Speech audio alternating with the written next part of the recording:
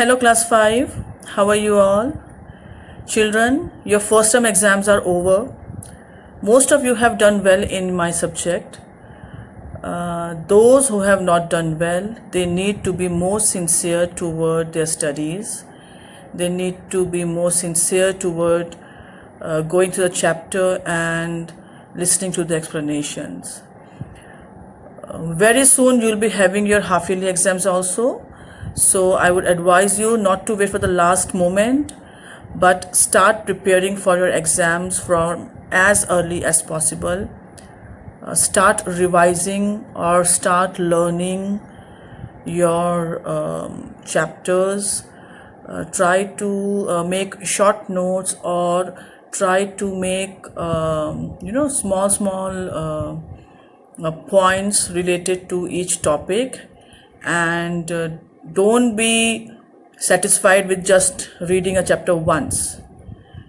You need to read the chapter at least 2 to 3 times in order to remember every small detail of the chapter. Okay, now coming back to our subject, English literature. Today I'll be starting with a new chapter. It's a sort of a funny story also, you can say. The name of the chapter is Birbal's Khichdi. But before I begin the chapter, let me tell you something about Birbal. Now, who was Birbal? When you'll go in senior classes, when you study in senior classes, you'll come to know about a Mughal emperor named Akbar. Now, Akbar was very interested in learning new things. He had a great passion for knowledge, and in his court there were 9 courtiers who were master in their own fields. So these 9 courtiers were collectively called the 9 jewels, or the Navratans. One of these Navratan was Birbal. Now, Birbal was actually a Hindu king. His actual name was Mahesh Das, but he's more popularly known as Raja Birbal. He was the commander, he was the main commander of army in the court of Mughal emperor, and he was a Hindu advisor also, and he had a great wit, he had a great sense of humor, and he was quite clever. And you will, if you search net, you will find many stories of Birbal and his wisdom. Okay, so one such story is in your book, and it's a very famous story named Birbal's Khichdi. Okay, children, open page number 21 of your course book. Let us begin with the chapter. On a cold wintry morning, Emperor Akbar and Birbal were taking a walk along the lake. A thought came to Birbal that a man would do anything for money. He shared the thought with the emperor. Emperor Akbar, who was standing at the edge of the lake, stooped and touched the water of the lake. He immediately removed it because the water was so cold that it made him shiver. Okay, so the story begins at morning time. It was a cold winter morning. Outside, or you can say near Akbar's palace, there was a lake, and Akbar along with Birbal were out for a morning walk near the shores of the lake. So they were walking along the lake. When Birbal had a thought in his mind, he thought that a person who is in need of money, who desperately needs money, will do anything to get it or to earn it. And he told this thought to Akbar. He told Akbar, King Akbar, I think that a person who wants money, who is desperate for money, would do anything for it. Now, while he was telling his thought, while he was sharing his thought with Akbar, Akbar because they were walking along the lake, Akbar dipped his hand in the cold water of the lake, and it was so cold that it made him shiver, and he immediately removed his hand. He immediately took out his hand from the water.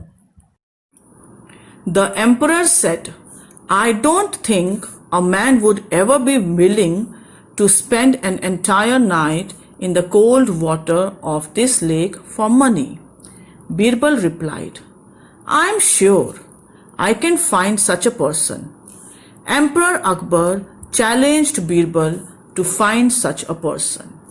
He added that he would reward the person with 1,000 gold coins if he accomplished the feat. So when Akbar heard of Birbal's thought, he did not agree with it. He said that even if a person is in need of money, he will not be willing to spend an entire night in the cold water of the lake.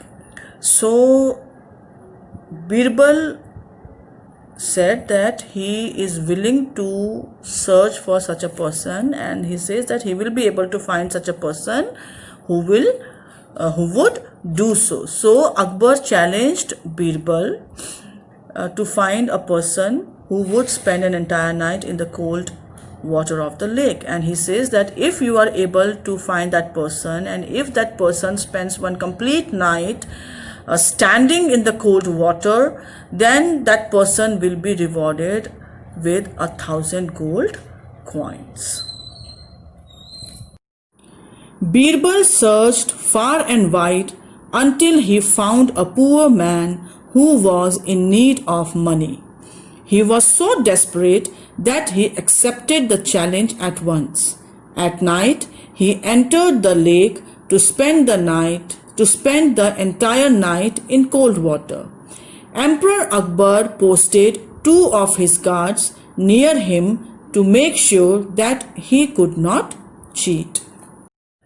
So Birbal went out in search of that person. He went to different places, to far away places, to other states also, and he kept on looking for a person who was in need of money. He met many people. He offered them this challenge, but after searching a lot, he found a man who was very poor and who was really in need of money. So he told him about the challenge, and he said that if you are able to spend one complete night standing in the cold water of the lake, then King Akbar is going to give you 1,000 gold coins. Now, because that person was very poor, he really needed that money, he accepted that challenge. Okay, and Birbal then took that person to the king's court, and he presented him in front of king, and he told Akbar that King Akbar, you had given the challenge, you have asked for a person, you have challenged me to find a person who will spend a night in that lake, and I have found this person. He called that person to the court, and he introduced him to King Akbar, and he said, this person wants money, and he is willing to accept that challenge, and he is willing to stand in that cold water. So Akbar